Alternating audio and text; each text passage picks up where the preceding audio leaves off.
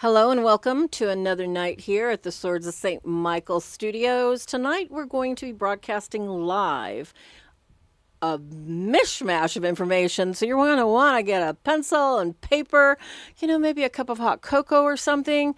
I've got some important announcements about the Swords of St. Michael, some of the changes we're going to see here in 2025. So if you'd like to just fast forward to the changes, fast forward to the last 5 minutes and you'll find out exactly what's going on. If you're here for the actual value added stuff, I'm going to give you a bunch of information on deliverance, exorcism, possession, oppression, and let you know exactly what's going on. So don't go anywhere.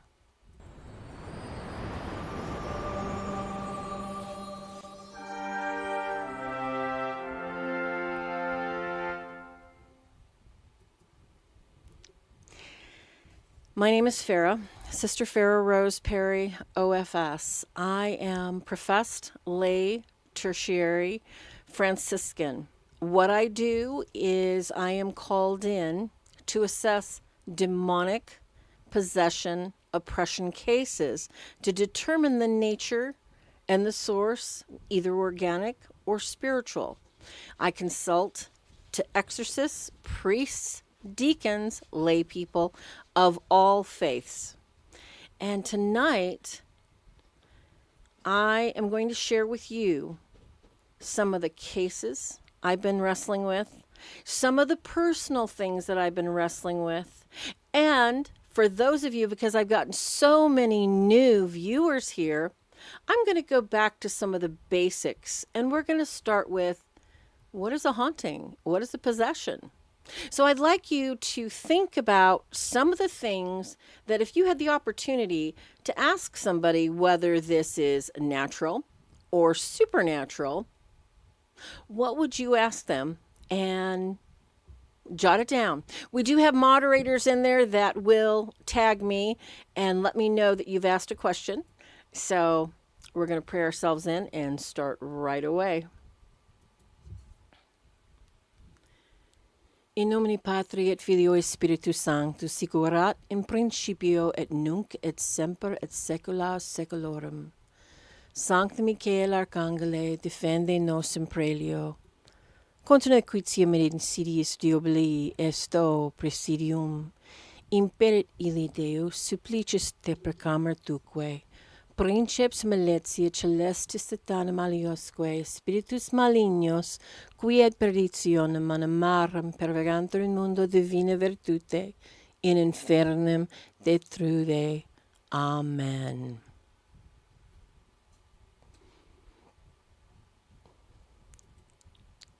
Well, as always, I got to say hello to everybody. So if it bothers you that I'm saying hello, well, go get something to munch on, some chips, pop, whatever it is you like. I've got to say hi to Billy, Jennifer, Gio, who popped in, Lori. If you have any questions, as I've said, pop them into the moderator. The moderators are going to help you. They're going to write down the questions, and they're going to send them to me. Now, it is really with a glad and a heavy heart. I love to do live shows, and I absolutely love the absolute community that's been built here at Swords of St. Michael. Swords of St. Michael is here to serve you. It's here to serve the people that are confused, curious, maybe wanting more, possibly not sure if they're on the right path, or maybe they're worried about somebody they love. Because Swords of St. Michael has a lot of information, tools about little things, such as minor oppression, obsessions, things that maybe go bump in the night that you're not sure about. So as we go through these things, please, like I said, hop on in. We've got quite a few wonderful moderators, and they'd be glad to remind me as we start our question and answer, Ask the Catholic Religious Demonologist. Now, for those of you that are new to the channel, what is a demonologist? A lot of people think, oh my gosh, she must, worship demons. You couldn't be farthest from the truth. What a religious demonologist is someone that follows, because religion means to bind. They follow their religion in order to honor the proper authority of Christ, and the demonology part is I study the footprints. If I was a firefighter, I would be looking for the patterns of ash, the burn marks on the wall. I would look for accelerant tells. When I help people that have a difficulty with what's going on and they're not sure, we look for those little footprints starting from square one. So, for those of you that are new, we're going to start from square one tonight, okay? We're going to start with, because I have some really exciting news at the end. I'm really excited, you guys. And also a little bit of sad news, too, mixed in. We're going to start with what are we talking about? When we're talking about a religious demonologist and what they do, not every religious demonologist does what I do, has the experience what I have. I'm 62 this year, and I have over 40 years experience with some very severe cases. What does that mean? That means that I have been given and I've been blessed with the opportunity to take the things that have haunted and attempted to hurt me and turn them around as Christ has seen fit and share them with others so that others may not fall into the same pits, or shall I say, be drawn out through the same fires and pain and hurt for so long, and maybe they can get free sooner because of the things that I've recognized in myself. So, as we look at somebody that calls himself a religious demonologist, I didn't even know that's what I was. I had no idea. I had been doing what I do, which is assisting people in mostly demonic and satanic cases, until I met my first Catholic husband, who is now deceased, God rest his soul, Kenneth Deal. He is now, I believe, with Jesus in the waiting room, hanging out, cheering us all on. Gang, he and I wrote together 2-3 books. He originated a book on demonology, which I took a look at and I says, I know all that stuff. He wrote it. We started working on the edits, and he died Easter morning. That was a real shocker, and that kind of really like set in motion in Swords of St. Michael, okay, what's next? Because it's one thing when you have a couple going in, and another thing when you have a single professed lay religious going in with a team. So it really unnerved me for a while, and I didn't know that there were other people out there like me. Now I know that there are a few people that are Catholic and that do help others in that are religious demonologists. It is rare, though, to have someone like myself that has so much experience, has participated in deliverance, exorcism, and that sort of thing, and is actually still able to help people in the field. And from time to time, folks, I'm going to let you know that I'm going to read my scroll list. I'm going to say hello to people, so I hope it doesn't irritate you terribly bad. But I'm so glad you all could come and join me tonight. As I said, we're going to start with the basics, especially for those of you who are new. I like to renew some of the things that I know that I do, and some things that are going to help you when you're asking your questions. And then we're going to go through some that I wrote down from, different cases. Now, when we talk about the supernatural, a lot of people don't understand that, yes, the Catholic Church does believe in the preternatural, supernatural, paranormal. They have specific classifications. We're going to talk about that in a minute. Right now, we're going to talk about haunting. The term haunting. Now, what is the term haunting? A lot of people think, well, a haunting is little orbs floating across your screen. Oh, that's a haunting. It must be a soul. Not necessarily. As a professional photographer, I can tell you there are so many particles of air and so many electromagnetic particles that light, the refraction of light, and minuscule things floating about can get caught so easily it can fool our cameras as well as our eyes. And as I've noticed that as you get older, okay. And I think, I'm lucky. I just started noticing it a couple years ago when I turned 60, that, again, I have my sister who had diabetic retinopathy. when you get older, your retina starts losing its elasticity, so you start seeing floaties. That doesn't mean you're seeing something that's going to haunt you. So when we look at what the church says, what is a haunting, we look at an actual ghost, a specter. At this time, the church does not have any official, shall we say, dogmatic practices, beliefs, or anything to teach us. However, the experiences of the saints and the Bible, we look to the Bible for information about a specter and how it manifests. And there's a big difference between demonic and a haunting. That is just, shall we say, a benign haunting. And we'll get to that allocation in a minute. So when we're looking at a haunting, we're looking at a manifestation. A manifestation is something that we actually can see, feel, hear, or touch. Now, we're looking at a specter, a sound, maybe whispers. It could be smells, like, wonderful smells that remind you of somebody, like somebody's rose perfume, or maybe an aftershave that somebody used.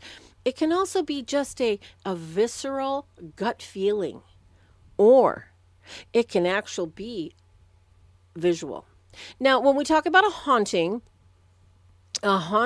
is usually believed and taught to be that this is a human individual. This is a human soul that, for whatever reason, in God's perfect will, has been allowed to contact you or I for the purpose of prayer. They need our prayers in order to leave a place that Catholics call purgatory, purgation of the soul. They have unfinished business. Now, this is completely different from the demonic. When we are looking at this thing that may be a person, that's different from a demon pretending to be a child, a relative, somebody you loved, somebody you knew.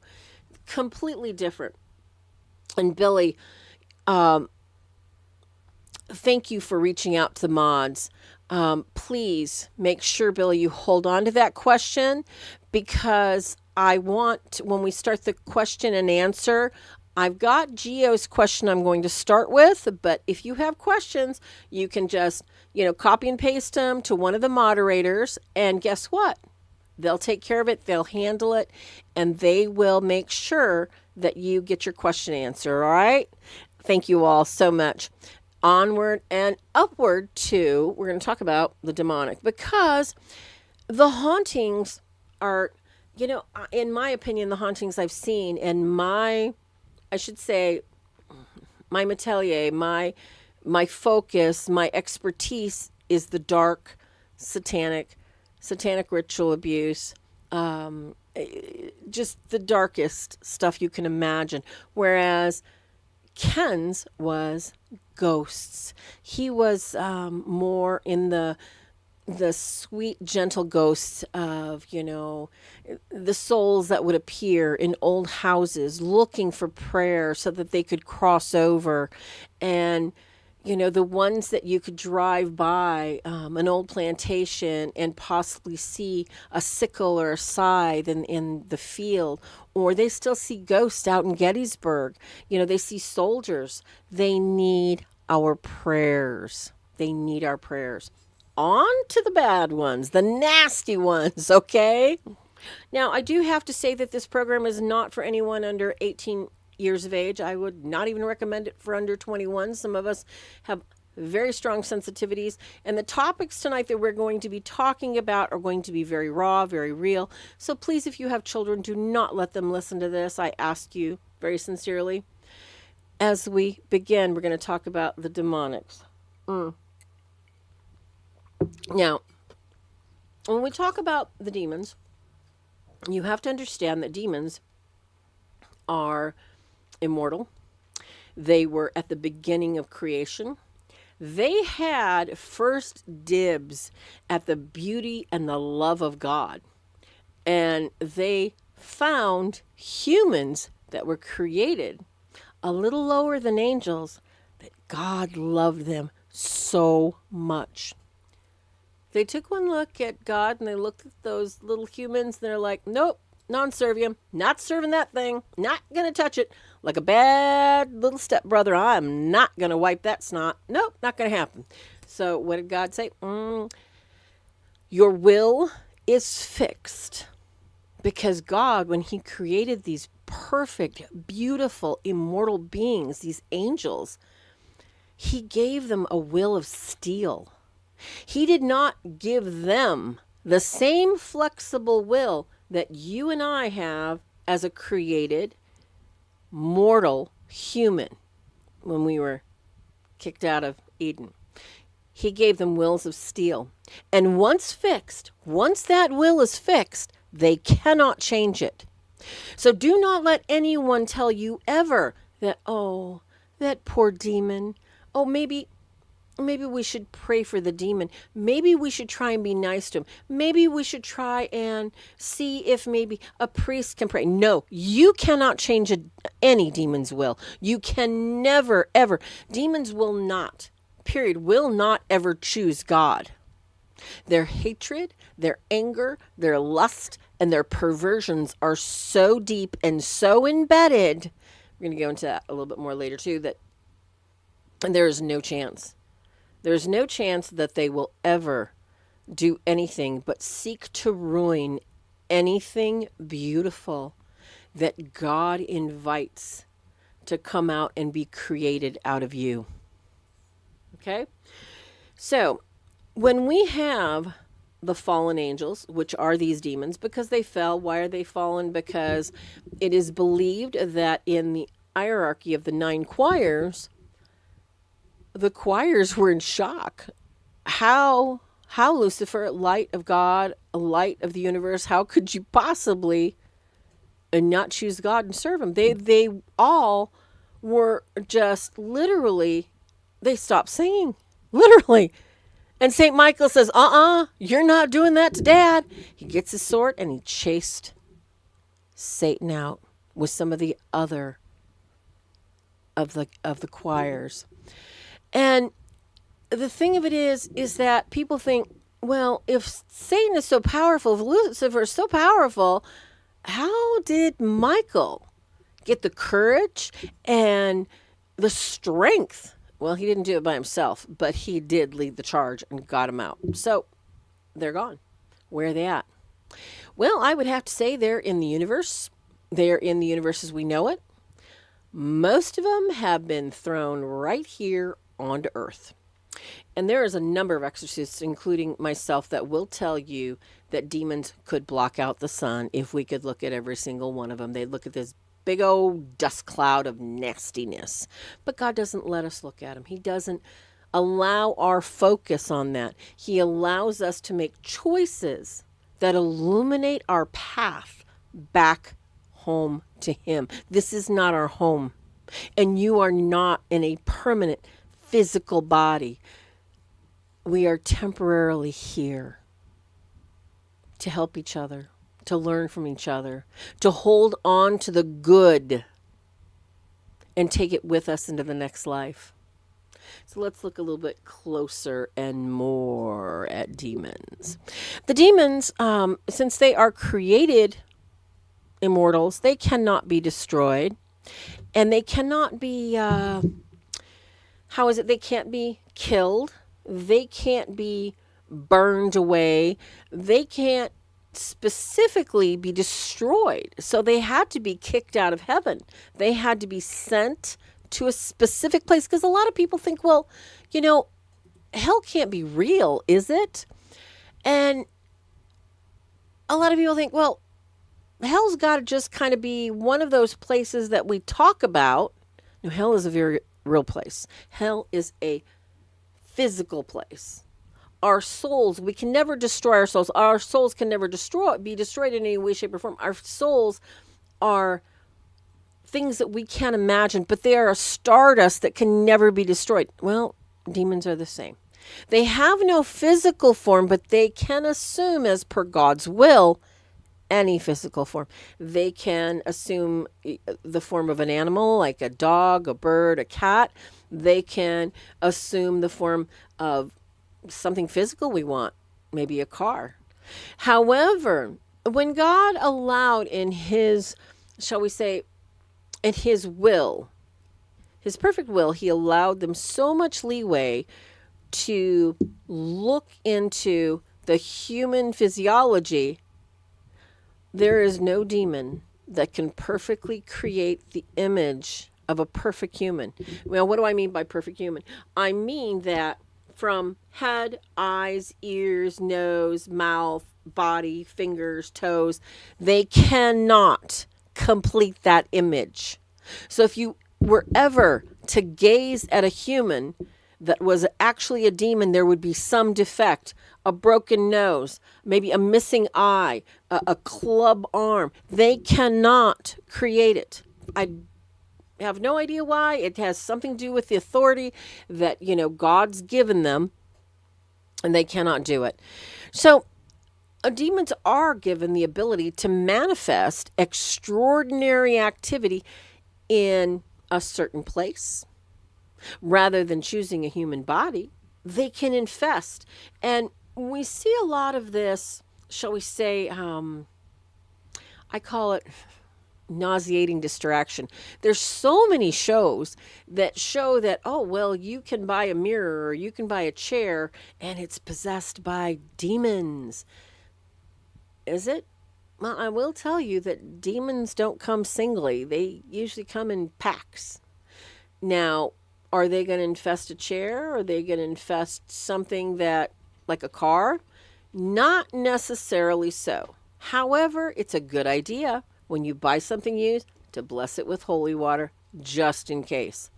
Because demons are creatures that, given their will, if they say there's a potential to destroy something positive, they will take that and they will bind their wills to anything. A mirror, a house, a tree where people are hanged.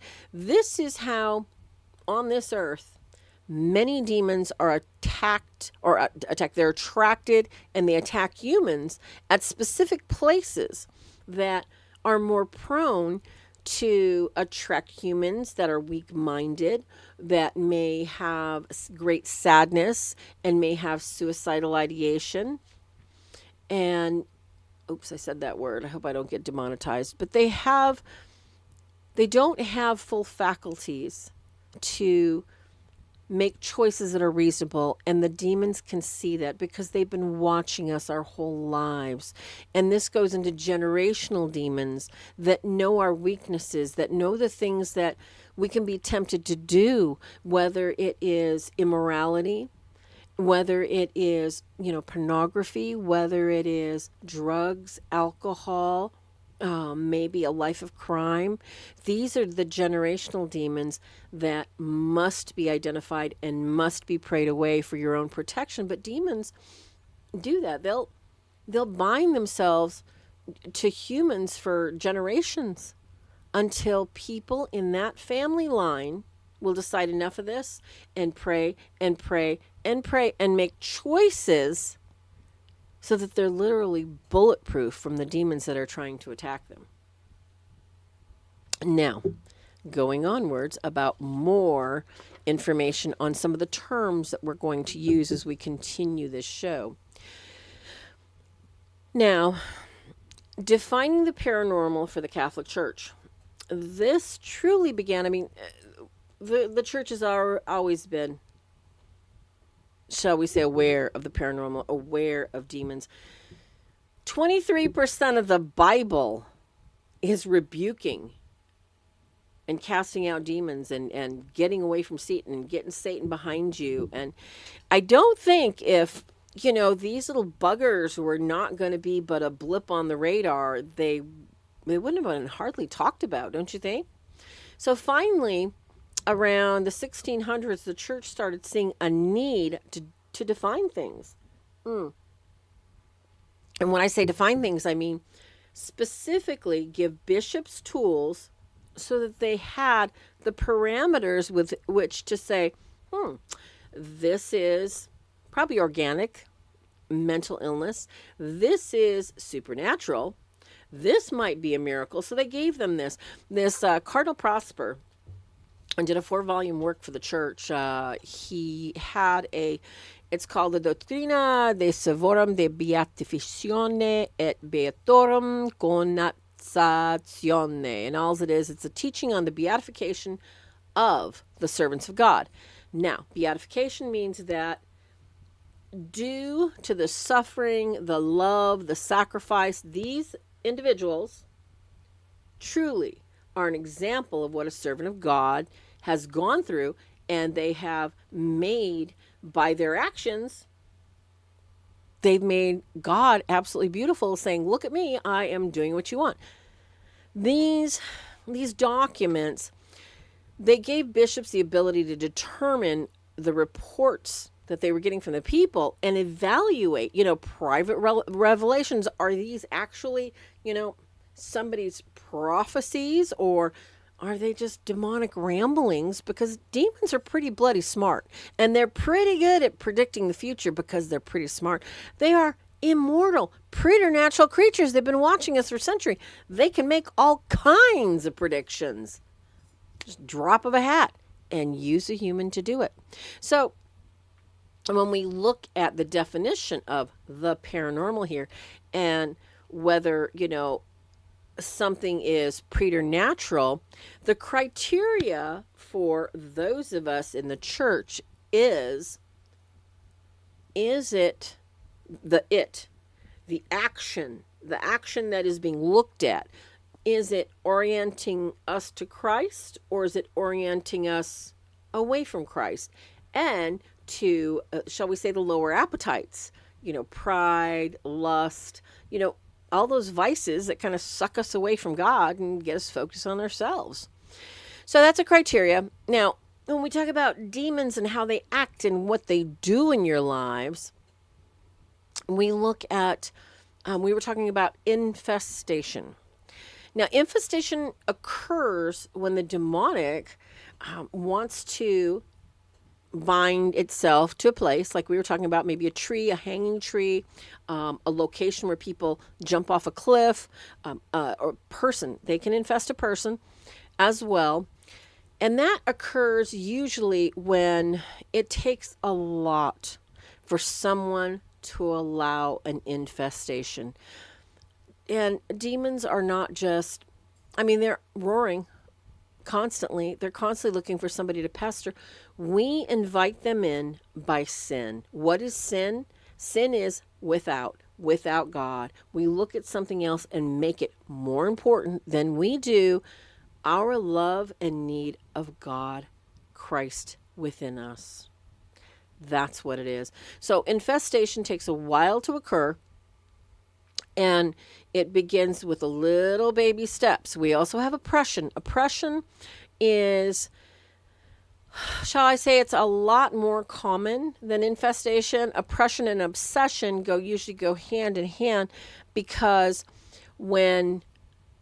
thank you, Gio. I just wanted to say thank you so much. She sent an email. I'm going to be answering, or he, and working with, hopefully, some answers, because for those of you that don't know, I want to thank you first of all, Boyce 1000.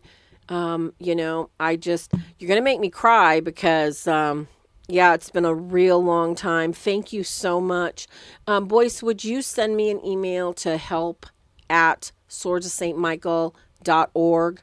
Basically, because I'd like to thank you personally in an email, and I've got an announcement at the end of this video. Thank you so much. You guys, it's like, sorry about that. Let's get back to what I was talking about, but I really appreciate you guys a lot. We're talking about demons here, folks, to get reoriented here and how they operate through us, and get to some of the questions, because I'm not seeing the same kind of cases that I was seeing 20, 30, 40 years ago. I'm seeing some really awful, perverse cases that just really, it breaks my heart. And my husband was talking about, honey, because I told him, I said, this year is going to be a year that it's time to clean house. It's time to focus, re-gear and refocus the energies. And I'm not going to stop taking cases, and I'm not going to stop doing what I do for my bishop in the Office of Exorcism and Healing, because I know that God has given me the insight, the spirit, and the foresight to help people realize that so much of what's occurring is organic. And a lot of what we're experiencing is spiritual. And it's the imbalance, the lack of being able to hold on to that spirit that connects us and gives us hope, that the organic runs free. And the demonic start playing with our minds and messing with our electronics and our family and our coworkers and our phones and our cars. And this, as I said, we're going to talk about this in a little bit. We're talking about infestation, oppression, obsession, into vexation. Vexation is when we have a person that has invited in, for whatever reason, either knowingly or unknowingly, the demonics. Vexation is a physical attack on the body. This could be a succubus, an incubus. This could be marks. This could be you wake up and you've got something sitting on you and you can't breathe and it hurts so bad and you can't move anything. This could be sleep paralysis. This could be, and this I'm going to describe, I'm hoping I'm going to describe this to you. Vexation. Driving down the road one time, and this is a very long dirt road connecting many cities, there was an intersection that was commonly passed. And I was working with a team in Plymouth at the time. This is in Michigan. And for whatever reason, just before, and I'm cruising down this road because this isn't like an interstate. You can go 55, 60 on this road. Just before I come up to this intersection, I see, and this happened in a split section, and this is vexation. I tell you this because I do not want you to experience this. I had been away from the church and I was very depressed and I was very sad and I was not properly covered by the blood of Christ. I saw on the side of the road myself dead in the car I was driving, flipped upside down. I could smell the gas, the blood. I could smell the woman's perfume that was looking at me. I could see everything in a split second. And it took my breath away. I was in shock. I was like, because I was driving. I was like going to help people. I'm like, oh my gosh, what did I just see? And it wasn't till probably a year later that I actually talked to a priest and they said, that's a form of vexation. You need to get back in the sacraments and get back where you belong. And that wasn't the first and only time it happened. However, this is a small incidence of how vexation can work, because vexation is seen as an attack on the body.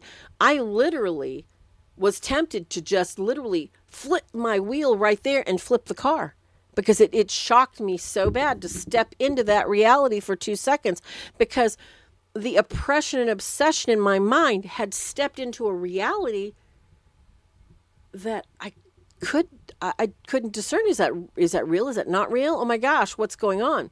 Was I already dead? This is a very, like somebody said earlier, it's a psychic form of vexation, because vexation, like I said, is usually something physical. When you drop things, when you walk in a room, I had somebody tell me when I was working on a case, they were actually talking to a priest in one room, and then a photo had dropped right off a mantle in the other room. And they looked at the person that knew what was going on. They're like, oh my gosh, did the priest hear that? They were hoping the priest heard that. And sometimes the priest does, sometimes they don't. Sometimes you got to grab and go, over here, help. We need some help over here. So possession, because after you have, the vexation of the body, that, things start happening to you physically on a regular basis, whether it's once a day, once a week. The demons are basically setting up campfires and singing Kumbaya as often as possible to bring you down. Possession is very, very, very difficult. It is very rare. It is not common, not like vexation, infestation, and these sort of things. Possession is not only will these things be in your mind, but they have been allowed to have your hands, your eyes, your lips at the drop of a hat. You're not you. You are acting like that demon. Now, the beauty about God, I want to give you the positives.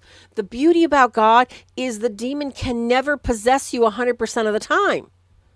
It has to leave. You have to be returned because God owns your soul. The demons are never allowed to possess your soul 1,000% unless you will it. Can you believe that?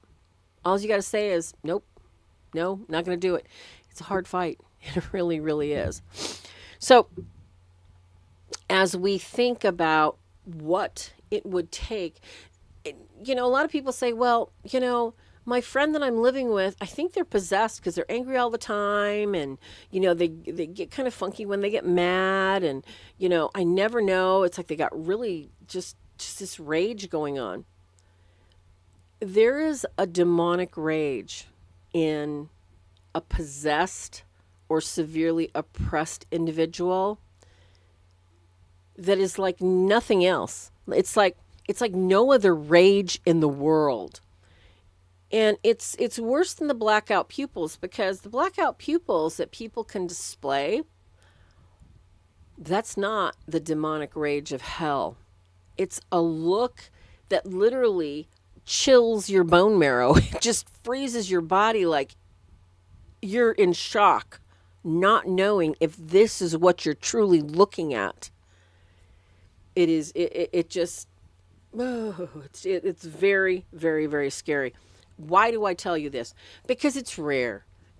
Chances are you're not going to run into anybody. Possessed people, they don't want to deal with holy people. They don't want to be around holy people. They don't want to be around anyone that could potentially be looking to do God's work, that could be potentially seeking to do a good thing for anyone. They're looking in the gutters. They're looking in the heroin dens. They're looking in the topless clubs, in, the porn hubs. They're looking in the gangs. They're looking in the crime areas where they know they can get somebody that might be tiptoeing around and suck them in further.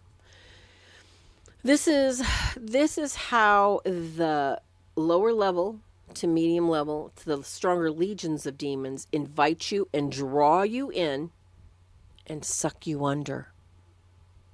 They're not going to let you go. We have to say no. Okay? So, onwards and upwards. Like I said, possession is pretty rare. So, if you think that you know somebody that's possessed, or you think that, somebody says, oh, well, I think I got to get to a priest, I need a healing, I need an exorcism. Well, that's a good start. I'm going to go over that later, because I'll tell you what. Deliverance prayers for the laity. You have the most authority to exorcise your demons than anybody else on this planet, unless you've openly said, come on, demon, let's have a party. If you've invited a demon in, you definitely need an exorcist. If you've signed a blood pact and you want to get out of it, you need an exorcist. If you've sliced something open and slapped it with another person, you need an exorcist. If you're having flashback memories of some ceremony when you were an infant, and you're seeing blood and you're seeing rituals that you can't identify with candles and pain, you probably need an exorcist. Because there are such things as families that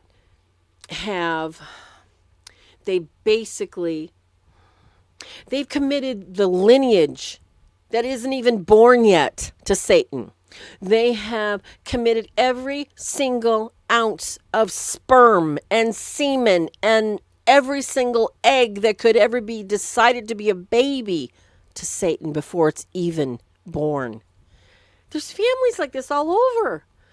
And it's just how do these people get out? First of all, most of them don't even know that they've been committed until something wakes them up. One of the things that I go over when I do an intake with people is I gently ask them about their day-to-day life, about what was it like when you were 10, 12, 20, 15. Did you have periods of time that you didn't remember what you were just doing an hour or two ago? Did you wake up somewhere and go, how did I get here? Did you find a mark on your body, a tattoo on your body? Or did you feel something inside your body that you're like, how did that get there? And you don't know? It can't hurt to talk to a priest. It can never hurt to talk to a spiritual director, a professed religious person such as myself, somebody that you trust. Say, could this be evil? Segue time. I had this one case that was referred to me by an exorcist. This poor woman, once every few weeks, she had, and as I said, this is not a program for children. So if anybody has children listening, get them out of the room right now, please. This is not for children. This is just please do email me. It is help at Swords of St. Michael, fully spelled out, SAINT, swordsofstmichael.org. Send me emails. I still have a few openings for cases. I'm always available. And if I'm not, I'm going to say, hey, give me a week or two and I'll get on with you. The case I'm talking about specifically and I'm addressing is this is just, it's so incredibly sad. This is a really sweet young woman. I believe she had probably a little bit of learning difficulties. She dropped out of school when she was in 10th grade, seemed to have a happy childhood, nice mother, nice father. It's kind of interesting how appearances can sometimes be very good, but they can be very deceiving. She met and fell in love with somebody. She said she didn't know who they were, but some of the people in her family, like her aunt and one of her cousins, knew of him. Okay? Now, he let her know that, their marriage, now they did not get married in the Catholic Church. They did not get married, I don't think, like in any church. I think they got married in, I don't even know, Justice of Peace. Maybe it was non-denominational. When it came to me to try and help and discern what was going on, the woman presented, now this is a case that I'm going to tell you, a case study. She presented as being depressed. She was on antidepressants. She had low energy. She was missing hours to days to nights that she couldn't really remember. And her husband and her family just reassured her and said, oh, you're depressed. Maybe it's the medication. Get the medication checked, et cetera, et cetera. There was always an excuse. Then the bruises started showing up on her body. And these are not just like a little tiny bruise, when you like smack a doorknob or anything. These are like grapefruit sized bruises inside her thighs, right next to her feminine parts. These were bruises that were right underneath her ribs, right next to her top breasts. And she couldn't remember. How did she get these things? They happened like not right away, just one and then two. And it would space itself out. So this would happen about once a month, to where it started happening once a week. She got freaked out. She started talking to her doctor. So, well, maybe you have an iron problem. Welcome, Buzz, to the show. We're talking about demonic cases, possession, infestation, and oppression. If you have a question, please check with a moderator. I'm going to be answering questions in a bit. I'm talking about a case that was presented to me, and she was very confused. She loved her husband. She, loved her family, but she didn't understand. And her husband, for whatever reason, he didn't seem concerned, and that's what bothered her.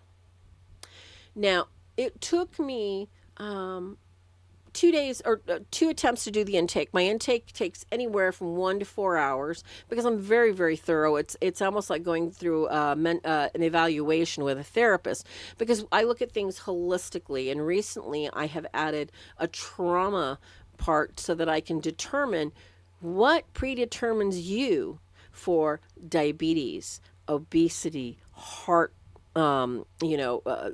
palpitations, heart disease, that sort of thing. It starts with the trauma wounds in childhood most of the time.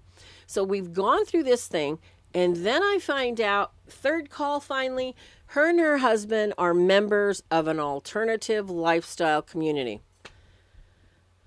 Okay, now for those of us who are not aware of what an alternative lifestyle community is, they are swingers. What is a swinger? And they are committed partners that will only have sexual intercourse or sexual congress with other members of the group. And she said some of them got rough. I said, what is it? Oh, thank you so much, Romans. I have to say thank you for a super chat. Thank you so much. You guys are so wonderful and so sweet to me. Oh, my goodness. Thank you for the super chat. This poor woman was equating that maybe she was drugged at one of their weekly sexual congress parties. Maybe her husband was letting somebody do something with her she didn't know. And I said, I don't think so. I don't think so. I think it goes much deeper than that. So, I was able to speak to the husband. I was able to speak to her mother. And this is an important thing. When you're evaluating a case and somebody that is suffering so deeply, and this is what breaks my heart. This girl, she just spoke like, she was just a little girl. And she was, she was in her late 20s, 30, and all bruised. And oh my gosh, it just, I wanted to reach through and just hug her and hold her and say, sweetie, we're going to get to the bottom of this. It took a while. We found out that her mother and father were members of the same quote unquote swinger club. Because of her, shall we say, her emotional lack of understanding, she had the emotional EQ of probably about a 12, 13-year-old. They were practicing pagans. That's what they called themselves. It was SRA, satanic ritual abuse, and she didn't know it. And she had to literally leave everybody she knew. She had to leave that town. This was so horrible for this woman. She didn't know, but she had almost carried 4 kids to term. She didn't even know she was ever pregnant. She never knew she was pregnant. And she wasn't oppressed. She wasn't possessed. She was used and hung out to dry. And this just breaks my heart because it just, I'm not close enough. I was 2 states away doing my best to help her and put her in connection with people that could also support her, give her pillars of support, and help undo some of the psychological damage that she didn't even know was done to her, and get her into a community of support with people that would understand her, protect her, and love her. And she has fully converted. She has never stopped praying. And now she, even in her minimal understanding, she prays generational curse prayers from this prayers for the laity to break the cycle of abuse that has gone in for her family. She says this has to go back to her grandfather and her great-grandfather because this is a real small community in the country. And my biggest, thank you God moment was these people were not wealthy. These people were not the Hollywood elite. These people were not the DC elite that could hunt her down, drag her back, drug her, keep her chained and pregnant and aborting those babies. they let her go. And that's a rare case. It's a very, very rare case. More often, when we look at the way that Satan's minions get at people is through low-level temptations. That's how it starts.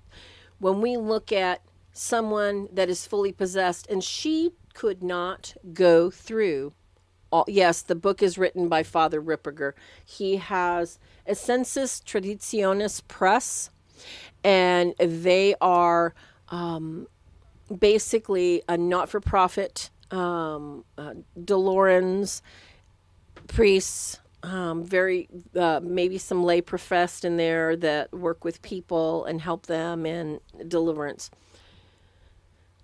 When we looked at this girl, when I look at any case to help discern whether there is possession, oppression, which level a person is at, we have to look at specific things within the church to determine what and if there may be something progressing into the next stage. So we always ask people, how psychic are you? Because a psychic is a term that's thrown around. Do you have psychic dreams? Do you have prophetic dreams that actually come true? Do you actually know what I'm holding in my hand? Since you can't see me over the phone, you know what I'm holding and I'm playing with right now? That's very rare. Knowledge is very, very rare. But I will tell you, it's almost in every single, I think it has been in every single case I've known of that has either been close to possession or possessed. You always have knowledge. Yeah, Lori, that just, sorry, that just, it tears me up how some of these people are just so innocent and sweet. And she didn't know if she was possessed. She really, really didn't. She really thought there was something really wrong with her, and it wasn't her. It was never her, that poor innocent little girl. So we have knowledge.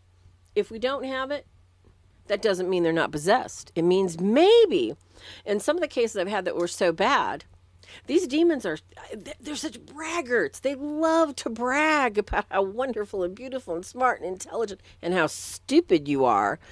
But knowledge, they usually save that for somebody they feel is their equal, like an exorcist or somebody they can tear down. So they don't always share that, yes, they're not going to play parlor games with you. They're going to wait for the big dogs to come in and then rip them up. Knowledge is usually always there. Tongues. Now, when I talk about tongues, I'm not talking about people like to say, I pray, in the tongues of angels and everything. Well, that's nice. That's really nice. Is there an interpreter around? So that it's just a private language between you and God. That's wonderful. Don't talk about it. That's between you and God. Praise God. I'm glad you've got it. But tongues. I had this one case where, the exorcist needed to know what's going on with this woman. Well, she had never, and she was a very, very simple, sweet country woman. She wasn't exposed. God bless you too. Thank you so much. This woman was older, and I'm finding that I was telling you about situations right now that are so different. I cannot tell you the number of women and men that are hitting their 50s, and it's like all of a sudden, boom, these trauma wounds are being opened up, and they're being taken instantly back to when they were 3, they were 10, they were 11, they were 12, when they were molested, they were hurt, they were beaten up, they were abandoned, and they're being psychologically attacked like they just don't understand why. In this case with this woman, we did not get to the basis of what traumatized her. We were only able to get to the invitational thing that began the issue of her oppression obsession on her way to possession. She wasn't fully possessed yet, people. It was tongues. And why do I say it was tongues? It is sad. Yeah, glossolalia is just the mind's ability to create sounds that sound like language, and it's not real language. The point here is that this woman she was not a college graduate. She was well spoken. And she presented as someone that was suffering from, there's a condition that happens. It's called dyskinesia.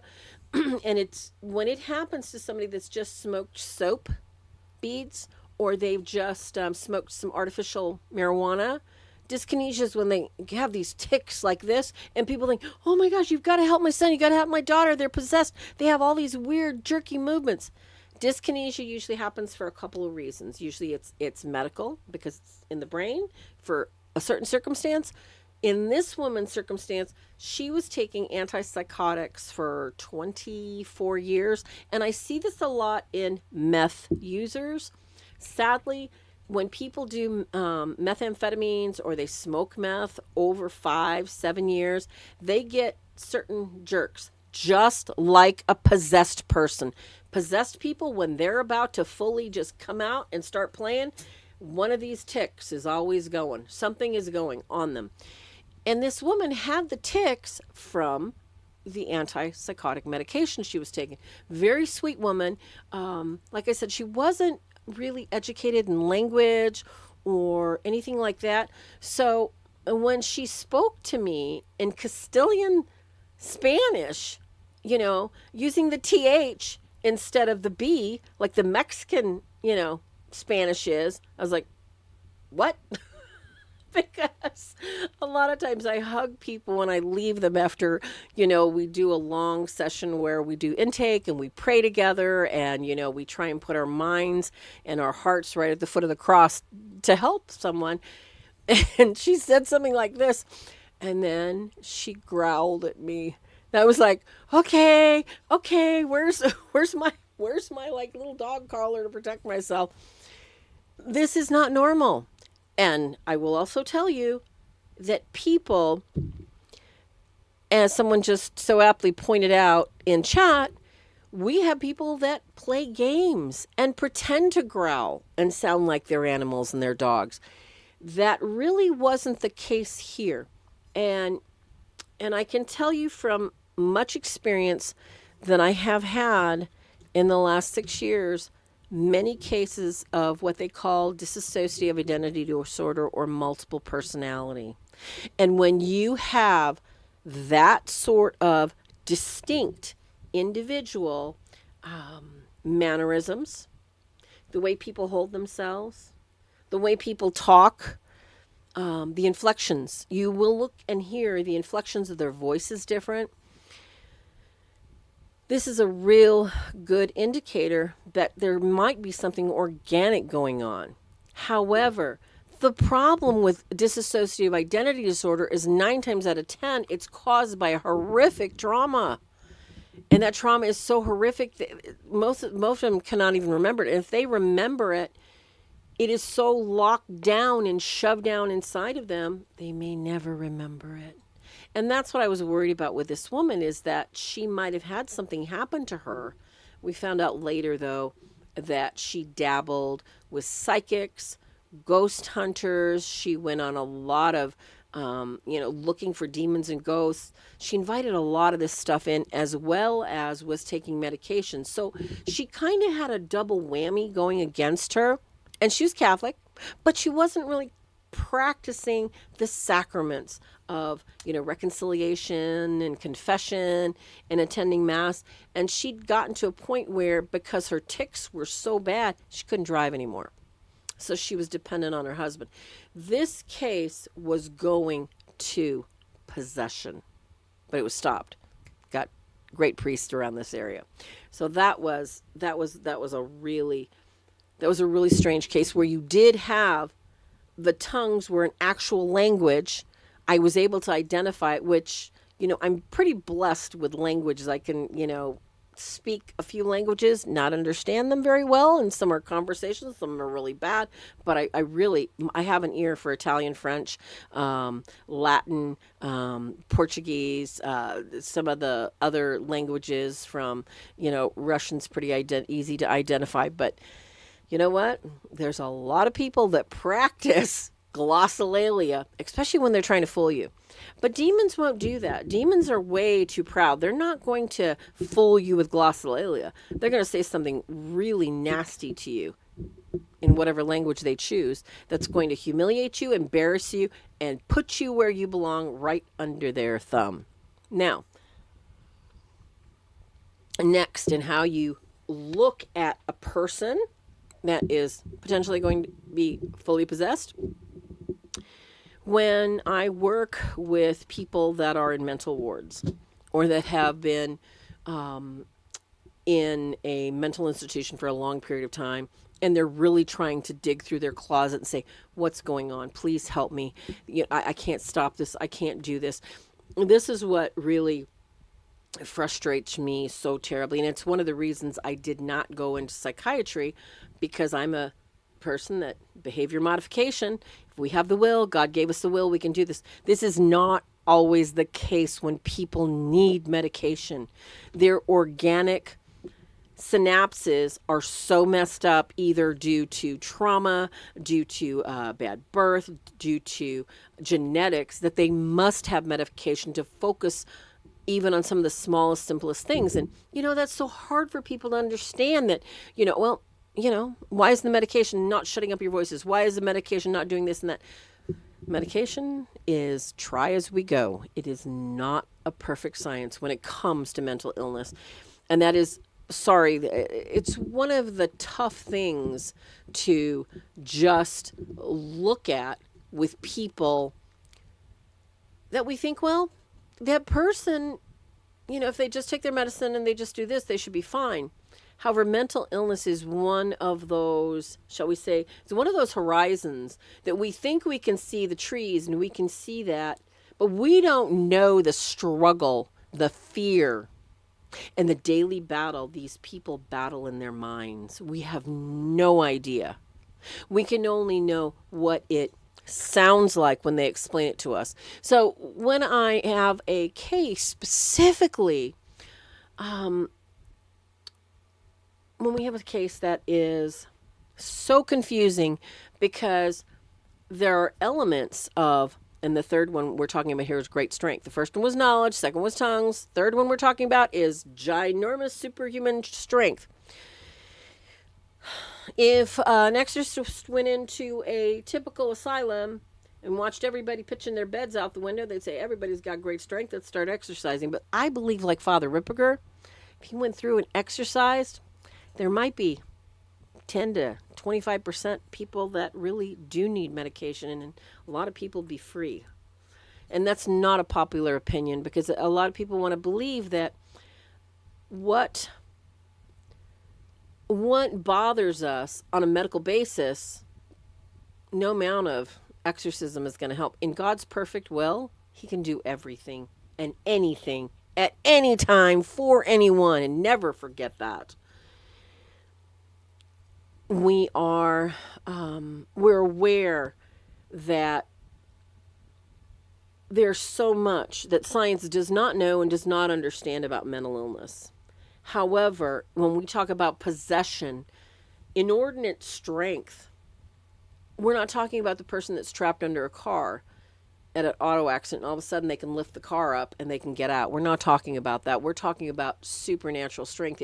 One exorcism I was at, we had, this little girl was just the sweetest little thing, 30 years old. I don't think she weighed 80 pounds soaking wet. She literally, because I was wearing, at the time, I had and I won't ever do this again, I was wearing a relic cross, praying I had two other people, and we were praying the Litany of Saints in Latin, and we were probably 4 or 5 feet away, good person's foot away, and there was her 320 pound uncle, literally, holding her down while she was being prayed over. Her father was a good 270 pounds, and then she had 2 brothers that were easily 300 pounds. All these men on top of her, and she threw them off like they were nothing, like they were like a tissue box, and grabbed my necklace and ripped it apart. And I'm like, oh, I had everybody on all fours looking for my relic. I'm like, oh, I won't do that. I was literally, grab her. And it commenced. And I laugh because I'm like, how we make stupid mistakes. You never, never, never do stuff like that where, you're literally teasing the demons. Let the priest, let whoever it is, let them provoke the demons. If you know they're going to manifest, stay back, keep your possessions intact, and keep going. But that was really stupid of me. And that is one of those rare signs. Now, if it's just one or two people, now, because of the past experience with drug addiction, that could have just been a jolt of adrenaline and she could have knocked. But all of those men, to push them off like they were nothing and fly through the air, yeah, that was definitely supernatural strength that just doesn't occur often. So the last one I want to talk about when we're talking about possible possession is an aversion to holy objects, places, or prayer. I cannot tell you how many cases I've had where people think, I can't pray, I must be possessed. I can't pray, I must have demons after me. I can't even pray out loud because my mind jumbles up. That sign alone does not mean that you're possessed. It does not mean that you're oppressed. It doesn't even mean that you're obsessed. It means there's something going on, and we have to look at what it could be. To assume and give the demons that much credit is not what you're ever going to do. Don't give them credit. They've already got plenty of credit. They've got all kinds of TV shows and, shall we just say, salacious stuff all over YouTube and every other platform. They've got plenty of people ringing their bells. Let's not give them any more attention, okay? What we are going to do is we are going to look realistically at an aversion to holy objects. There have been a number of cases of deliverance and absolute possessions where they could take communion. They couldn't go to confession. They could be prayed over. And this is another thing, too, that I've seen. Especially with certain priests. And I'm not quite sure why this is, but in God's perfect will, he's got the answer for us. He's already got the delivery system of our peace already lined up. We have to knock on the right door. And when we're talking about aversion to holy objects and aversion to holy things, when you have someone that says they can't pray, tell them to pray in their head and scream the name of Jesus. That you can do. Makes them all run. When you have somebody that says, well, I can't go to confession. I can't do this, can't do that, can't do that. Have somebody handhold them. Go over it. Read it. In itself, it is not something that means you're possessed. You may be oppressed, which means you have to look at, is there a reason in the past that you were traumatized by this specific prayer that you're doing, this specific act that you were doing? What negative potential thing in your mind exists that you cannot do what you need to do? And getting there is not always easy. It's never easy.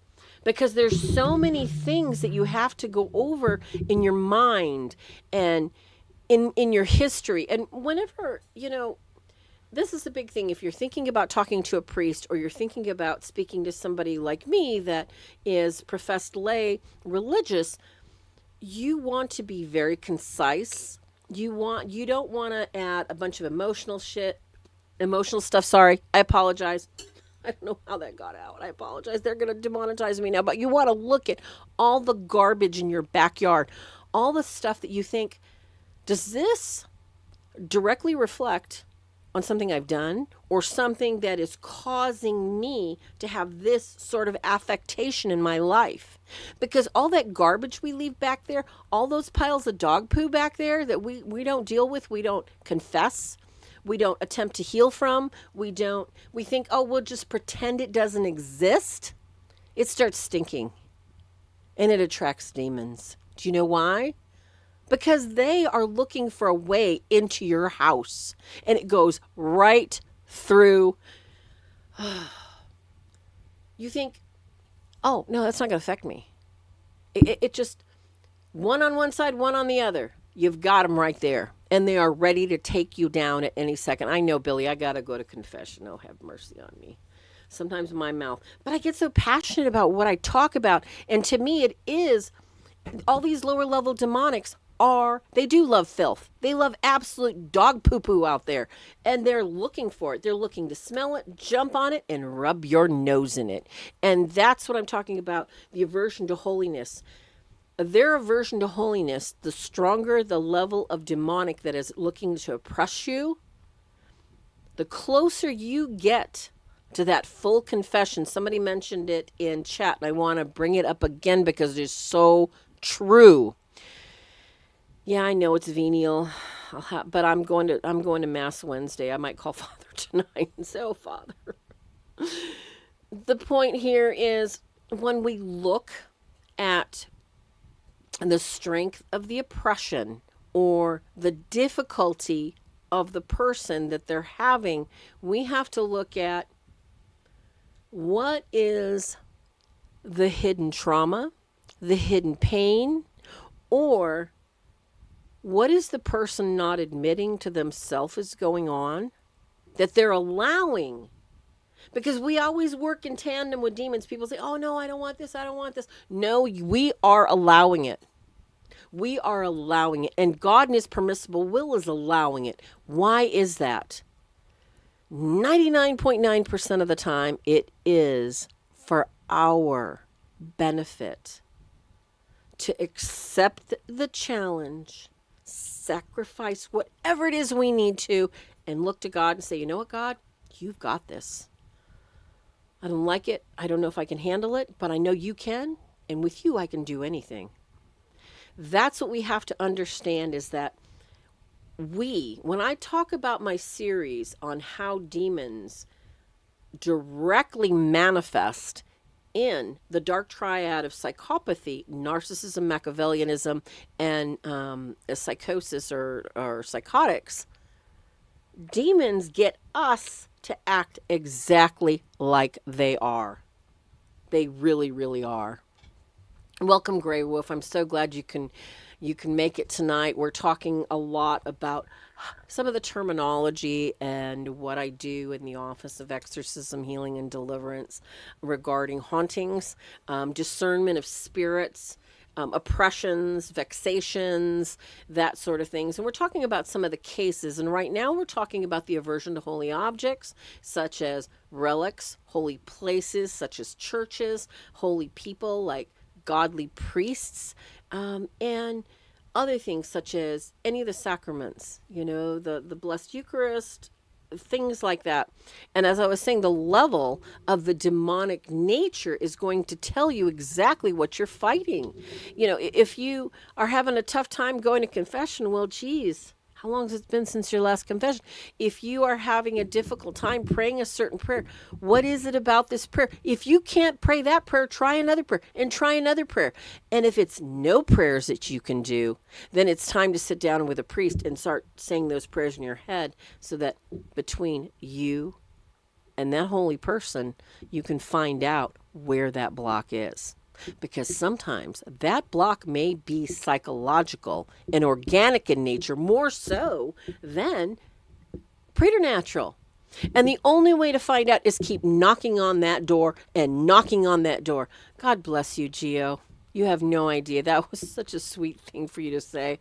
I've really, really, really been struggling. But like I said, I'm going to have to put that off to the end of tonight, because I really haven't done a really strong live show, and you guys have really inspired me. And it is because of you that I'm actually still here trying to do what I'm doing on YouTube. So let me get on with my presentation. I hope I'm not boring anybody too terribly. If I am, I apologize. Have some more popcorn, throw it at the screen. Enjoy your night. Life is too short not to smile. Exactly, Billy. That's the hard thing, is that, yes, if I had one of those big globes with magic gumballs that said, "Here, demon, go," I could just pop them in people's mouth. Oh my gosh. Yes, I look forward to chatting with you because that's what I do, and I'm happy to be of service. So, once we get the email thing going on, we'll get to that point.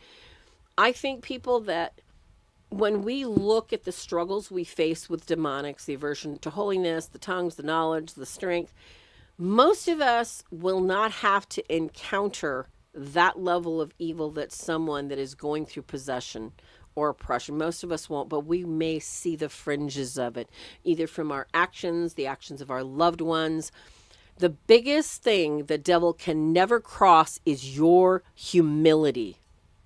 If you've made a mess, if you've made dog poo out of your life, you get down on your knees tonight, this minute, after this broadcast, and you just say, even right now, Jesus, I'm sorry. Please have mercy on me, a sinner. You let him know right now. Do not let another minute go by, because I guarantee you he's already forgiven you for what you think you've done, and he's already been right next to your side, hurrying you up to the next level of your peace. Never forget that your guardian angel and the divine deposit of the Holy Spirit, your baptism, has already cleared you from most of the nastiness that people invite in all the time. Remember that. Your baptism has paved the way. The next thing is your choice. As Billy said, we have to take responsibility and say, okay, I played with the Ouija boards, I lit candles, I looked at horoscopes, I looked at all that stuff, and my grandmother loved to do it, and, my aunts loved to do it. Bind it away. Get yourself this book, okay? This book, Deliverance Prayers for the Laity. And if you need a specific prayer, email me, and I will tell you which prayer to do. One of the strongest ones, if you have a friend, if you have a bad relationship, if you have something that is in between you and God, get rid of it.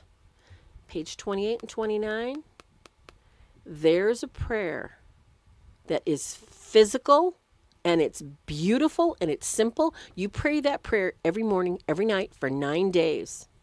9 days, novena of 9 days. I guarantee you're going to feel, boom, you're going to feel the cords of oppression lift like nothing else. It's one of my favorite prayers. But I'm sorry, I digress. Let's get back to demons. So how do demons interact with you and me? Let's just say, we're just regular Joe Blows. We're, maybe we have a little religion. Maybe we don't have a little religion. People are always asking me, how come, the Lutherans, the Protestants, the Catholics, how come they're the ones getting possessed? How come they're the ones? Welcome, Tony Rock. God bless you. Thank you so much for being here tonight. And gosh, you guys, it is so nice to be live and seeing you guys. Yes, novenas, 9-day novenas. They're the beautiful fabric which ties our soul and our essence right to heaven.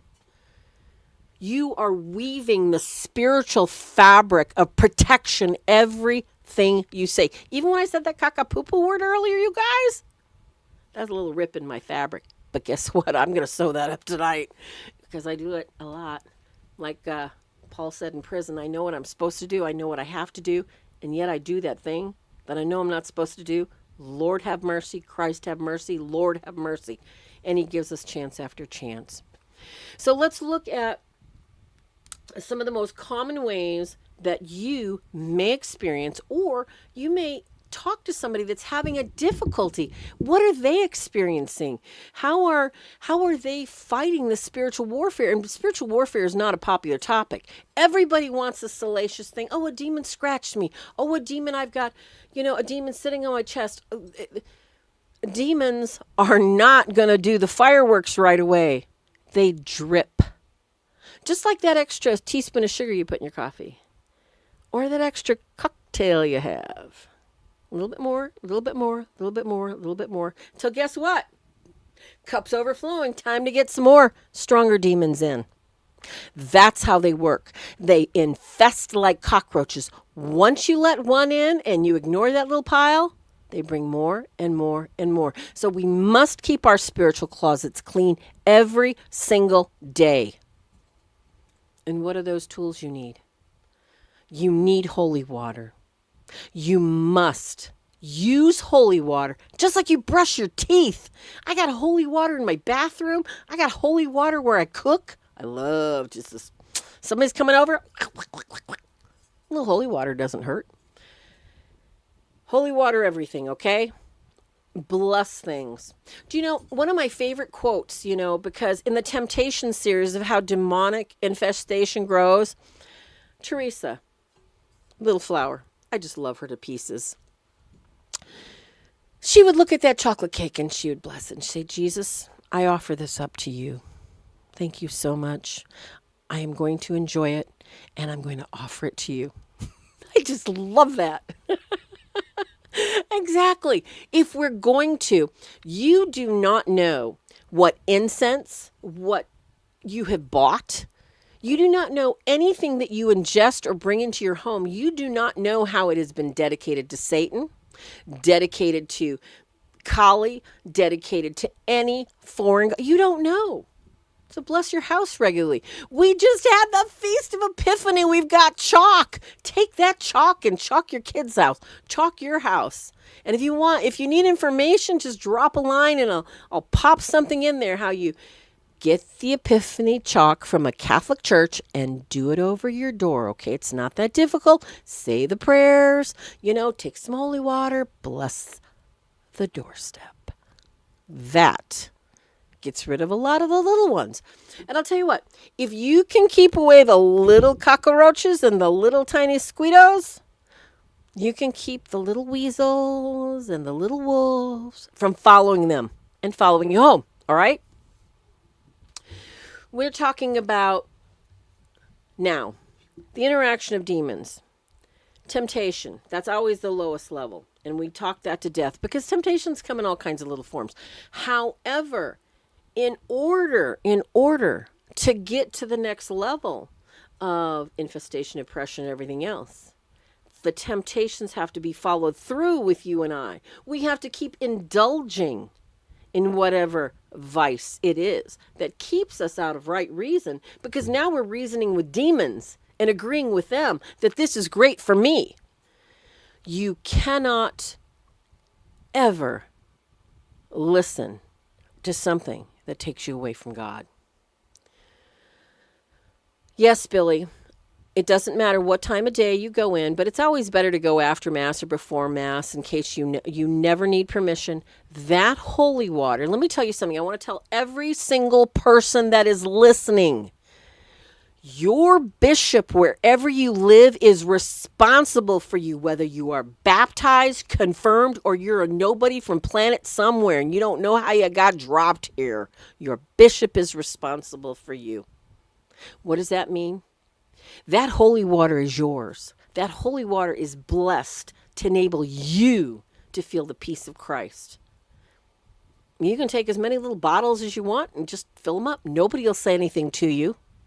If you have any sort of medal with a saint on it, St. Francis, St. Michael, St. Benedict, anybody, and it's before Mass, that priest, ask him. He'll bless a medal for you. He will bless your forehead. You can say, Father, forgive me. I'm not faithful. I'm not Catholic. I'm not religious. I haven't been baptized yet, but I want to know Jesus Christ. Bless me, please. He will bless you because he's responsible for you. You're loved and you're wanted. So don't ever forget that. You go get holy water and whatever it is you need, okay? Back to demons. Okay, so the demons are going to interact with us through other people, okay?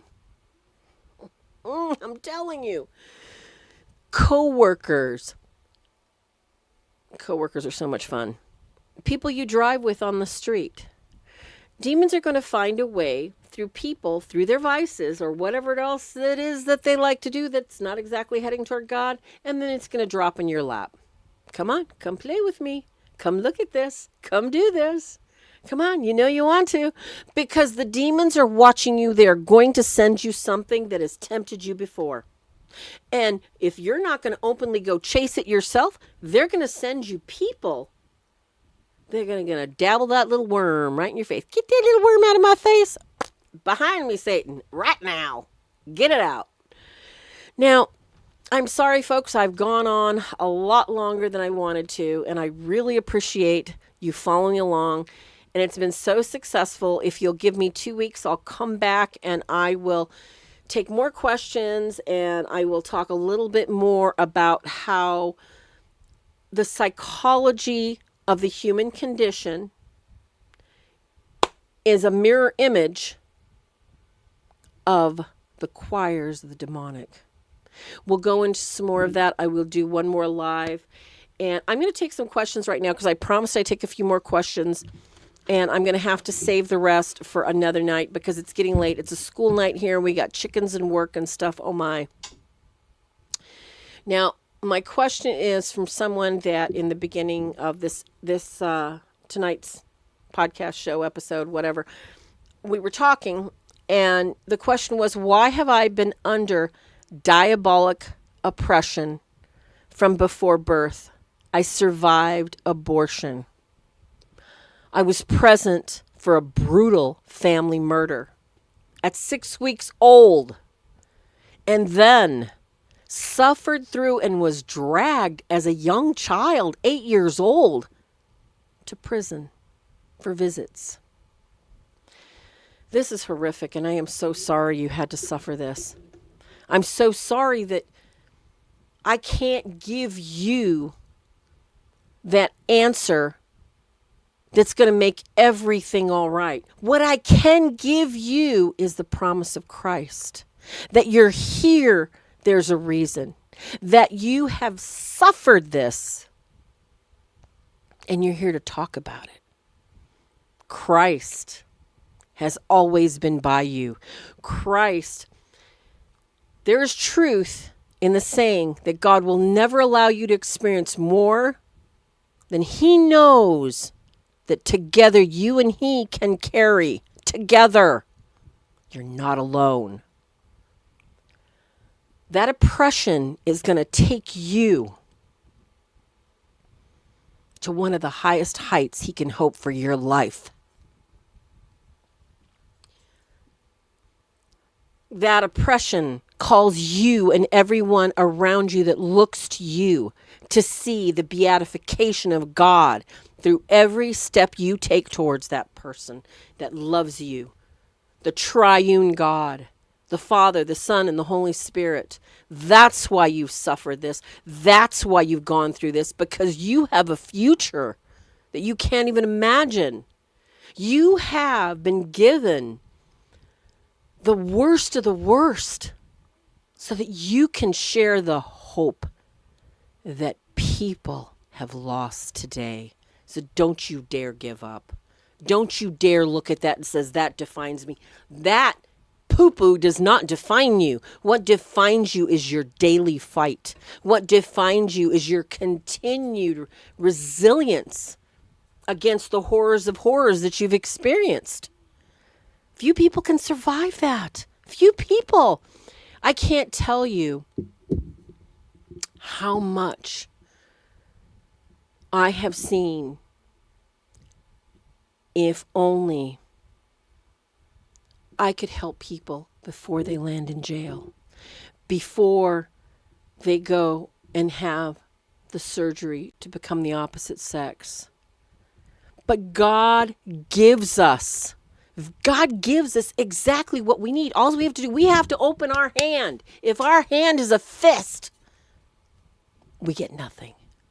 We have to open our hearts and we have to open our hands for what He's going to send. And we cannot judge the source and where He's sending it from. We say, thank you, Jesus. And we have to know that His time is perfect, not ours. Not when we think we should get it. Not when we think we should have it. We have worked so hard. We have struggled so much. Our struggles are nothing compared to what His were. Nothing. As humans, we are in a rare condition that we have so many senses. And I tell people, especially people that believe they're sensitive and that know, God bless you, Gio, that know the suffering that we've had, that know the walk that we've walked. There are so many instances in our lives where we have never seen the angels that took the beating that was ours, the angels that took the rape that we didn't even know we could have walked into, that took maybe that accident that could have permanently disabled us. We won't know until we hang out in the waiting room with Jesus. And I'll tell you what, I've been there twice and it's nice, okay? We are not here on earth forever. We're here to lift each other up. We're here to always remember that the battle's been won. But I'm not ready to end yet because I know there might be a couple more questions, you guys. So moderators, do you guys have some copy and paste questions for me? Because I've got to wrap this up. We're at 9 o'clock. I've gone way over. I apologize. I really, really wanted to review what Sword of St. Michael is about, what the ministry is here for. It's about healing. It's about focusing on, nope, not the trauma, but the walk toward God. Yes, the guardian angel is always ready. Okay, Lori, we have a question. Lori's question tonight is, Billy has a question saying, is all mundane knowledge demonic? And what about dreams that come true? Let's take the first part. Define mundane. Because for me, mundane may be one thing. For you, mundane may be something completely different. So when I think of mundane, I think of, because you're talking about knowledge. Knowledge is books. Knowledge is wisdom. Are we talking about mundane TV programming? Are we talking about mundane books like Harry Potter? What are we talking about? Explain, please.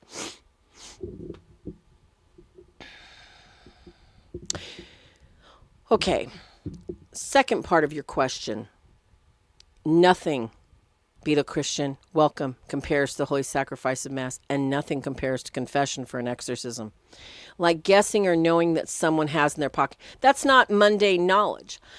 Guessing or knowing what somebody has in their pocket, that could be in like guessing or knowing. So that's not really mundane knowledge. That can be okay, because there are sensitive people. The Catholic Church describes people like this as mystics, not psychics. Okay. And that is not all demonic. God has given certain people the ability to not necessarily know what's in a pocket, but see things. Our guardian angels are allowed to infuse knowledge into us the way it's infused to them. So never forget, pray in all things. If a spirit is speaking to you, tell it, proclaim that Christ is the living Son of God and the only God. If they do, you're golden. If they won't, get back, Satan. Okay, for the second part of your question, let's see, what was it? What about dreams that come true? Now, dreams that come true, I'm not going to say it's demonic. I will say that there's a lot of, what should we say? People call it, precognition, that sort of thing. Not necessarily, okay? When you have dreams that come true, sometimes they might be your guardian angel preparing you for something, especially if it's an important event of peace. When you have, this is the greatest thing. Remember we were talking about earlier, when something orients you towards God or towards Jesus Christ, it's of God. When it takes you away, it's not of God. Same thing with this knowledge. When you have these dreams, if this is orienting you towards peace and knowing that Jesus loves you, that's of God. If it's causing you confusion, questions, well, maybe I should ask, I don't know about that. If this is giving you anxiety, it's not from God. Rebuke it. The best way to handle dreams, especially with people under 21 years of age, dream journal. Write your prayers that you're going to say just before you go to sleep. Before you go to sleep, bless yourself. In the name of the Father, and of the Son, and of the Holy Spirit. Amen. Angels, guard my lips, guard my eyes. St. Michael, say your St. Michael prayer. Pray before sleep. Ask that your dreams be guided by the most Holy Spirit. Come, Holy Spirit. Simple prayer, especially for kids. But no, it's not necessarily demonic, but we do not know what it is. So it's better to tighten that belt around our spiritual armor and wear it. Okay, next question. Let's see. We had a question. Okay. What have I done or prayers to help move on from the past and past sin? Oh boy, Tony, you have no idea. Lots. Okay. Now, I am looking here in my deliverance prayers. The prayers here, there's some really good prayers. Breaking the spirit of death on page 41. I had some really bad issues when I was young. I loved fast cars. I loved fast rides. I loved things that were fast, that, where I was just, about to die kind of fastness that I had to like really get away from. It was demonic temptation. And even now, I have to just like get my foot off the gas pedal because it's just the temptation. It's like, go. It's horrible. Some of the prayers that I've done though in this book, and you know what? I'm updating the Swords of St. Michael website, www.swordsofstmichael.org. There's some great prayers on there, and I'm trying to keep them updated because having a website on the web, you can always go and reach out to. And I think this prayer is there, Tony. Um, Here's a good punishing prayer. We were just talking about sleep here. Okay, punishing prayer. This one is on page 34. Lord Jesus Christ, I ask thee that from now until I fall asleep while I sleep during my dreams, any evil spirit tries to affect me, thou will punish him and make him focus on the thing that causes the most pain during the entire time he tries to afflict me. That's a good one, especially for a kid, because children love things that are fair. Now, this one that I love is page 28 and 29. Tony, I can't tell you how many times I've done that. Why? Because whether it's a person, it's a memory, because I've got some pretty bad memories from childhood. And the biggest thing that you can do, especially if you have traumas from the past, and I've got to do another series on this. The body keeps the score. We may think, oh yeah, we have peace. We've gone to confession. We're doing good. We've moved on from that trauma. The body will still react in a similar situation. Your head will jerk, your hand, you'll cry, you'll start choking. Your body will remember the trauma unless you offer it up to Christ and lay it at the foot of the cross and do a novena. 9 days, 27 days, 54-day novenas. 54-day novenas are super powerful. I prayed them for years and had miracles happen, Tony. But this one right here, it's called the Severing Ties, Bonds, and Attachments. This is next to confession and a 54-day. This is the most powerful prayer in this book. Why? Because we are physical creatures. We speak, we feel, we touch, we smell.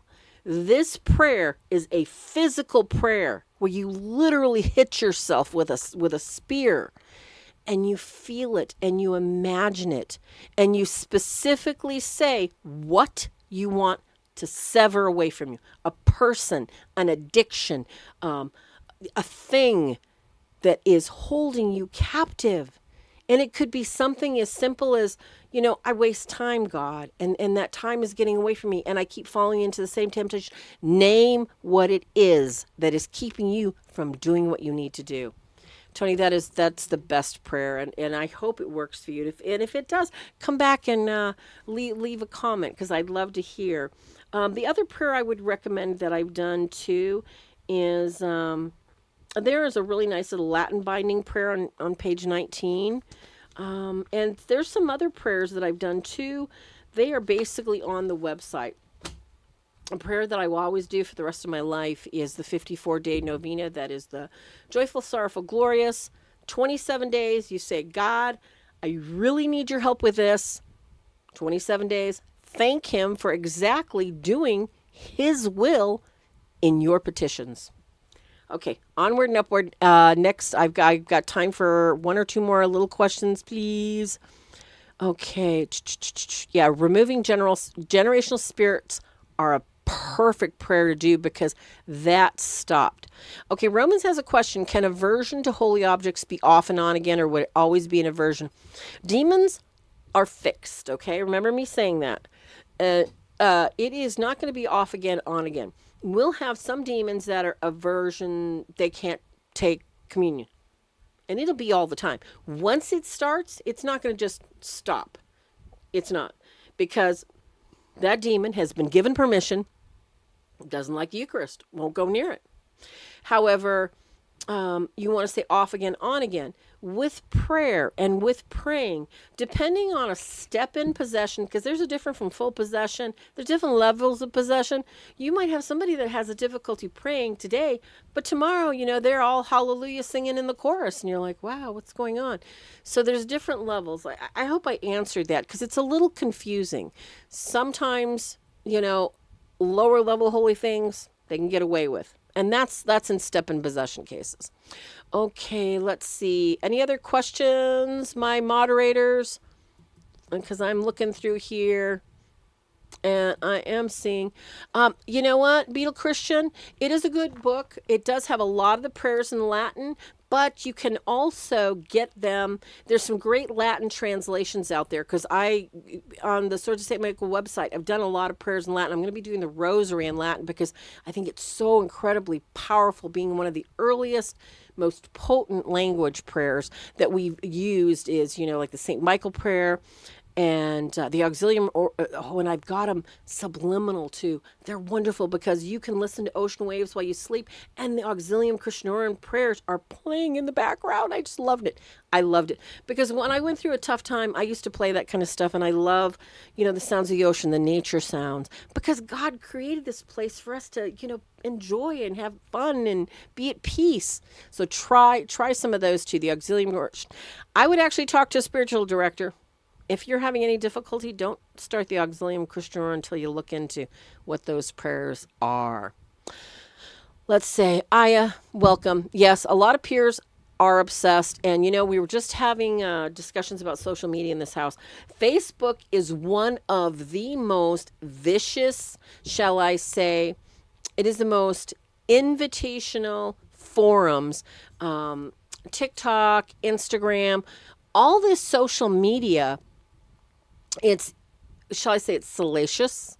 It is invitational. It is causing people not only to step out of their comfort zones, but it is treating people like, you've got to have this. You've got to try this. Oh, you're too fat. Try this. Oh, you need a facelift. Try this. Oh, you might want to try this undercover garment.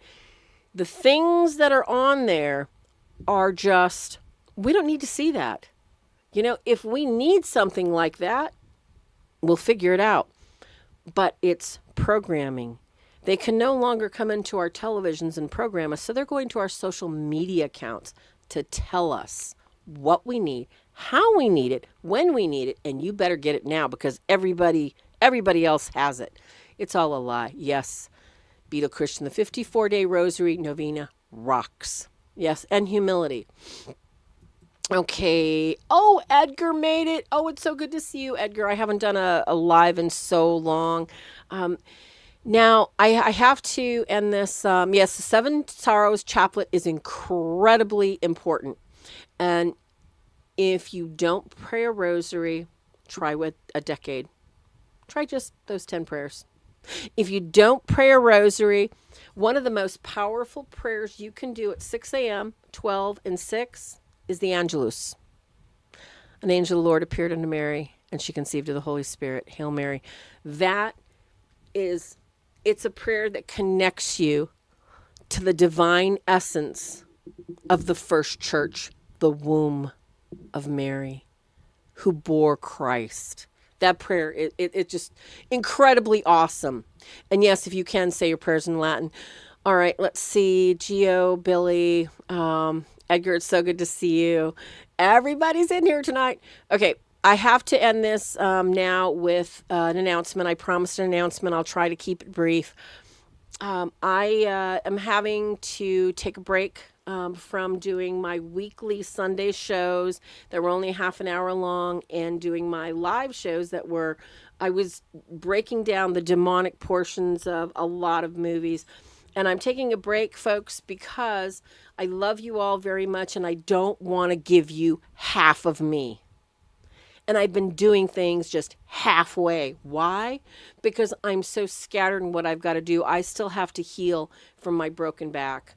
I need to get back into physical therapy for a number of months. I have 3 books that I've been promising I need to get out to you, and I've got priests asking me for this book. I'm putting together a book on prayers, house blessings, simple exorcisms, just like this deliverance prayers book, except this is for your home. This is for your apartment. This is for if you go stay with your Aunt Martha. This is for if you go into a hostel in Europe or a hotel. This is just a booklet that you can carry with you. I need to get that out. I've also got a book on haunted investigation. What's permissible? What's not permissible? What do you need to be careful for? And then I've got the Catholic Demonologist updates that I have not been able to do. I've got to focus on that. So I want to ask and apologize and ask you to forgive me, but I must stop. I must take a break. And I do not want to give you a time in August or September when I will be back. I will tell you, though, that my son's going to help me, and we're going to be doing shorts from the information that I've created on here to give you short sound bites week by week. And when I can, please don't hold me to it. I'm going to do a part 2 to this one next month. I can't thank you enough for your support, your prayers, your generosity. I'm not stopping cases. I'm not stopping making rosaries. I will always make rosaries. And I will always be available for those that need assistance in determining the measure and length of the oppressions that they're suffering, the trauma they're suffering, and do my best to help get them. Thank you, Edgar. I do need prayers. I need prayers to get strong enough because my body suffered, my emotions have suffered with this back break, and I can't do everything, you guys. I'd like to think I can, but I can't. So I just got to take a break physically. I mean, I'm pretty solid, but I feel bad because I don't think that my shows have been as good as they could have been. Like tonight, you guys, I felt like we were on fire. The shows that I've been doing once a week, I'm sorry, I'm ashamed. I wouldn't show those to my Nana in heaven. That means I haven't been giving you all of me. So in order to be my best, I need to take a break. I need to focus on my writing and focus on, basically being the best I can. And we are going to be moving from YouTube to another. I'm not going to say it yet, but I will announce that later. We're moving videos too. So please, if you can, drop comments, check out the other videos I'm going to be having up. The website, swordsofstmichael.org, has lots of prayers, great deliverance prayers, and all kinds of stuff. I appreciate your prayers, everyone, and I appreciate your faith. And you have no idea. Tonight, really, Father Jamie Dennis, what a blessing. Father, you're just in time to hear I'm announcing I'm taking a sabbatical till fall because I got to focus on writing those books. I've had so many people ask me for those house blessing books, and I haven't been able to do it because there's only one me, and yes, one Hail Mary is very, very, very powerful. And I think as we let go of all our cares tonight and we offer it to the foot of the cross, and we remember that Swords of St. Michael has been and will continue to remind you that this battle's already been won. And hopefully I'm here, we're here as a community. We're all here to remind each other that since that battle's been won, let's help each other to win the fight and do it right through the sacraments, confession, and the ounce of humility that we can drum up in all we fight. God bless you all. And I say good night, not goodbye, till next time, because I am going to do a part 2. Watch for it by next month. I'll say part 2. Thank you all for bearing with me, and thank you for your questions tonight. And I don't know what else to say. You guys you just help me so much. Take care until next time. You know how to reach me. Help at, spell it out, swordsofstmichael.org. Drop me an email and let me know how you're doing. because I love hearing from you. God bless you all.